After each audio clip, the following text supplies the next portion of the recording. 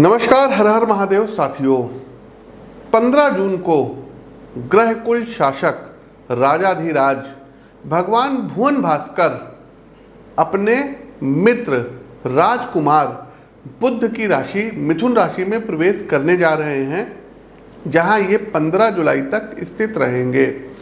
बंधुओं, राजा का राजकुमार अर्थात बुध के द्वारा शासित मिथुन राशि में प्रवेश आपके जीवन पर गहरा प्रभाव डालेगा। प्रॉपर्टी, प्रमोशन और प्रोफेशनल लाइफ पर सूर्य गोचर का सकारात्मक प्रभाव अब देखने को मिलेगा। 6 राशियों की किस्मत सूर्य गोचर की इस कालखंड के दौरान चमकेगी। भाग्य आपको अच्छा सहयोग कराएगा। बिजनेस में अगर पिछले 2-3 महीने से आपने मुनाफा नहीं कमाया था तो सूर्य आपको अब बेनिफिट कराएंगे, बिल्कुल तय है। तो आइए हर एक राशि के बारे में बात कर लेते हैं कि सूर्य का मिथुन राशि में गोचर मेष से लेकर के मीन राशि के जातकों के लिए कैसा रहने वाला है। आपकी जानकारी के लिए बता दें कि प्रस्तुत गोचर आपकी चंद्र राशि व आपकी नाम राशि दोनों पर संयुक्त रूप से आधारित है। आगे बढ़ने से पहले साथियों, हम आपको बताना चाहेंगे कि दिनांक 21 से लेकर के और 24 जून के मध्य में हमारा दिल्ली आगमन हो रहा है। तो जो भी दर्शक दिल्ली में व्यक्तिगत तौर पर मिल करके हमसे अपनी पत्रिका का विश्लेषण करवाना चाहते हैं तो स्क्रीन के दिए गए नंबरों पर अपनी अपॉइंटमेंट बुक करवा लीजिए। और दूसरी एक बात बताना चाहेंगे साथियों कि ज्योतिष संबंधी कोई कंटेंट हो गया, पूजा पाठ संबंधी कुछ गाइडेंस हो गया, पुस्तकें हो गई, उसको प्राप्त करने के लिए व्हाट्सएप का हमारा चैनल है, उसका लिंक डिस्क्रिप्शन बॉक्स में दिया गया है। 9621 वाले नंबर से है वो चैनल। उस पर जा करके उस चैनल को आप ज्वाइन कर सकते हैं और वहाँ पर आपको जो है नई नई जानकारियाँ साझा की जाएंगी। इसके अलावा साथियों याद करिएगा, सूर्य का जब गोचर मेष राशि में भी हुआ था, वृषभ में भी हुआ था, तो लोकसभा चुनाव को लेकर के हमने प्रेडिक्शन दी थी। और आप चले जाइएगा, प्रत्यक्ष को प्रमाण की आवश्यकता नहीं है। आप ट्विटर खोलिए और @PT आशीष वत्स लिखिए या फेसबुक पेज पर एस्ट्रोविद आशीष लिखिए और थोड़ा सा जो है स्क्रॉल करिए, अपने उंगलियों को कष्ट दीजिए और जा करके देखिएगा सब लोग जो कह रहे थे, जितने भी एस्ट्रोलॉजर थे या जितने भी जो है क्या कहते हैं मीडिया चैनल वाले थे, एग्जिट पोल वाले थे कि बीजेपी को 400 पार कर रहे थे, कुछ महान भाव लोग तो 500 पार भी कर दिए थे। तो वहाँ पर हमने प्रेडिक्शन दिया था कि एनडीए की सरकार बनेगी, बीजेपी प्लस उनके सहयोगी दल मिलकर सरकार बनाएंगे। और वहाँ स्पष्ट लिखा है ट्विटर और फेसबुक पर कि बीजेपी प्लस एनडीए 250 से 290 सीटों के बीच में आएगी। तमाम लोगों ने उपहास भी किया था, लेकिन वक्त जो होता है, समय जो होता है, ये हर एक खामोशी का जवाब देता है। तो वहाँ पर वो हुआ। इसके साथ साथियों प्रेडिक्शन इसमें थोड़ी सी गलत भी हुई थी। गलत ये हुई थी कि कुछ सीटों की हमने प्रेडिक्शन दी थी, लगभग ये मान के चलिए अगर हमने 60-70 सीटें बताई थी तो उसमें 3-4 सीटों की प्रेडिक्शन गलत निकली थी। तो उसके लिए हाथ जोड़ करके माफ़ी, क्योंकि 100% कोई प्रेडिक्शन सटीक दे नहीं सकता है। 60 से 70%, 80% तक यदि प्रेडिक्शन आपकी सही बैठती है तो बहुत अच्छा रेशियो है। और अगर किसी व्यक्ति की 100% प्रेडिक्शन सही निकलने लगेगी तो फिर वो ब्रह्मा नहीं हो जाएगा। तो ठीक है, बहुत अच्छा है, जो है अच्छा है। हमने वहाँ पर देखिए स्टेट वाइज भी प्रेडिक्शन दी थी, चाहे वो यूपी को लेकर के हो। हमने क्या लिखा था कि अखिलेश यादव जी कन्नौज से जीतेंगे, डिम्पल जी मैनपुरी से जीतेंगे, धर्मेंद्र यादव आजमगढ़ से जीतेंगे, फिरोजाबाद से अक्षय यादव जीतेंगे, बदायूं से जो है आदित्य जीतेंगे। तो इन सब के बारे में हमने प्रेडिक्शन दी थी। गोरखपुर सीट का बताया था रवि किशन, बनारस सीट और लखनऊ सीट का तो तय था जीतना। राजनाथ सिंह जी लखनऊ से और बनारस से मोदी जी जीते हैं। इसके साथ साथ साथियों हमने जौनपुर सीट की भी प्रेडिक्शन की थी। हमने अमेठी सीट के भी बारे में बताया था, सुल्तानपुर सीट के भी बारे में बताया था, कैसरगंज सीट के बारे में हमने बताया था कि करण भूषण वहाँ से जीतेंगे, मुरादाबाद सीट का बताया था, कैराना सीट का हमने बताया था। तो इतनी सारी हमने प्रेडिक्शंस दी थी। और इसके बाद साथियों झारखंड की हमने जो प्रेडिक्शन दी थी 14 सीटें थी और हमने बोला था कि यहाँ पर 8 सीटें बीजेपी की आएंगी और एक आपके जो सहयोगी घटक हैं वो भी जीतेंगे। तो 9 सीटों की वो प्रेडिक्शन बिल्कुल 110% सटीक थी। स्क्रीनशॉट आप देख सकते हैं।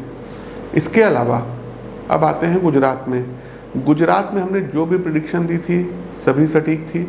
उत्तराखंड की 5 सीटों का हमने प्रिडिक्शन अपने फेसबुक पेज पर लिखा था, उसका आप से देख सकते हैं, स्क्रीनशॉट देख सकते हैं और सभी के लिंक डिस्क्रिप्शन में है, या आप खुद फेसबुक के थ्रू या यूट्यूब या जो है आप ट्विटर पर जा कर के देख सकते हैं। मध्य प्रदेश के बारे में हमने बताया था। तो अधिकतर चूँकि समय कम था और कुंडलियाँ बहुत ज़्यादा थी तो लोगों के बारे में हमने अक्षरशः बताया था और जा कर के वो चीज़ें सत्य हुई। कोई पब्लिसिटी नहीं कर रहे हैं, ये देखने के बाद कोई ज़रूरी नहीं आप हमसे कुंडली दिखवाइए, लेकिन ज्योतिष पर यकीन करिए। देखिए, एस्ट्रोलॉजर गलत हो सकते हैं, ये विद्या नहीं गलत हो सकती है। आपके आसपास तमाम बुद्धिजीवी एस्ट्रोलॉजर्स हैं, ज्योतिषी हैं, उनसे जा कर के मिलिए, दिखवाइए। लेकिन जो फेक प्रोपेगेंडा ये एस्ट्रोलॉजर्स लोग, ज्योतिषी लोग चला रहे हैं, AM PM न्यूज़ वाले जो भी चला रहे हैं, ये हो जाएगा, वो हो जाएगा, उनकी सरकार बनेगी, चाहे जो हो जाए, गलत है तो गलत है। और गलत होने पर भी गलती ना मानना, ढीठता से उसी के ऊपर डटे रहना, नहीं ऐसा नहीं वैसा होगा, वैसा नहीं वैसा होगा, ये काफ़ी कुछ जो है व्यक्ति के पतन का कारण होता है। खैर, क्या करना, आगे बढ़ते हैं। वीडियो लाइक कीजिए, शेयर कीजिए। मूल मुद्दे पर आते हैं कि सूर्य का मिथुन राशि में गोचर का सभी 12 राशियों पर क्या प्रभाव रहेगा। चलिए आगे बढ़ते हैं। तुला राशि। तो तुला राशि के प्रिय मित्रों, चूँकि सूर्य ग्रहों में राजा हैं, शासक हैं, अतः समाज में शासन प्रशासन की डोर इन्हीं के हाथ में होती है। गोचर कालखंड की इस अवधि में विशेषता आपके लिए ये सरकारी पक्ष को काफ़ी अनुकूल बनाएंगे। यदि आप सीधे गवर्नमेंट जॉब से जुड़े हैं तो आपके वरिष्ठ अधिकारियों का आपसे संबंध काफ़ी मधुर रहेगा। सरकारी योजनाओं के प्रति आपके विचार को प्रमुखता दी जाएगी, साथ ही सरकार की ओर से आपको पुरस्कृत भी किया जा सकता है। इसके अलावा वे सज्जन जो व्यापार से जुड़े हैं या कॉन्ट्रैक्ट बेस पर काम करते हैं, आपको सरकार की ओर से किसी बड़ी योजना में भागीदार बनाया जा सकता है, जिससे न सिर्फ आपको आर्थिक लाभ होगा बल्कि आपके कार्य का समाज से वंचित तबके पर भी सकारात्मक असर दिखाई दे रहा है। यदि पारिवारिक संदर्भ में स्थितियों की विवेचना करें मित्रों, तो पिता से आपके संबंध में समन्वय व सामंजस्य आएगा। साथ ही अपने पूज्य पिताश्री की प्रेरणा से आप धार्मिक रूप से आवश्यक किसी बड़े सामाजिक समारोह का हिस्सा बनेंगे, जो आपको सामाजिक रूप से सक्रिय बनाएगा। एक विशेष चेतावनी भी आपके लिए रहेगी, यदि आपके छोटे भाई बहन हैं तो कृपया उनसे किसी तरीके की शाब्दिक बहस में मत उलझिएगा, अन्यथा परिणाम स्वरूप परिवार में कहीं ना कहीं कलह पैदा होती हुई दिखाई दे रही है। अब उपाय क्या करना है? तो उपाय तो अपनी पत्रिका का विश्लेषण करा करके आप प्राप्त कर लीजिए, लेकिन कुछ उपाय हैं जिनको आप कर सकते हैं। एक माणिक रत्न राइट हैंड की रिंग फिंगर में धारण कर लीजिएगा, लेकिन फिर वही सलाह, कोई भी रत्न धारण करने से पहले सलाह लेना आवश्यक है। दूसरा एक काम ये करिए, प्रतिदिन सूर्य देव को अर्घ्य दीजिए, आदित्य हृदय स्तोत्र का पाठ करिए। तीसरा एक काम, प्रतिदिन आप लोगों को चंडी कवच का एक पाठ जरूर करना होगा। करके देखिएगा, आपके सभी जो बिगड़े काम है ना वो बनने लगेंगे। अगला एक काम ये करना होगा साथियों कि संडे वाले दिन आदित्य हृदय स्तोत्र का पाठ करें और प्रत्येक संडे के संडे सनराइज से सनसेट के बीच में एक रोटी में थोड़ी सी लाल मसूर और गुड़ रख करके शहद लगा करके गाय को जरूर खिलाइए। ग्रास, गौ ग्रास उसको बोलते हैं। इसके साथ साथ साथियों, स्नान करने वाले जल में थोड़ा सा चंदन का इत्र मिला करके आप लोग स्नान करिए। एक लाल रंग की रुमाल अपनी जेब में रखिए और हो सके तो एक तांबे का कड़ा 25 से 30 ग्राम का दाहिने हाथ में आप लोगों को धारण करना होगा। तो ये कुछ उपाय हैं जिनको आप कर सकते हैं और अनुकूलता प्राप्त कर सकते हैं। प्रिय दर्शकों, हमारा प्रस्तुत गोचर कैसा लगा कमेंट बॉक्स के माध्यम से अवगत अवश्य कराइए। नए हैं तो चैनल को सब्सक्राइब करिए, बेल आइकन दबाइए। अपनी वाणी को विराम देते हुए ज्योतिष के इस मंच से मैं पंडित आशीष वत्स आप सभी प्रबुद्ध साथियों से विदा लेता हूँ। नमस्कार, राम राम।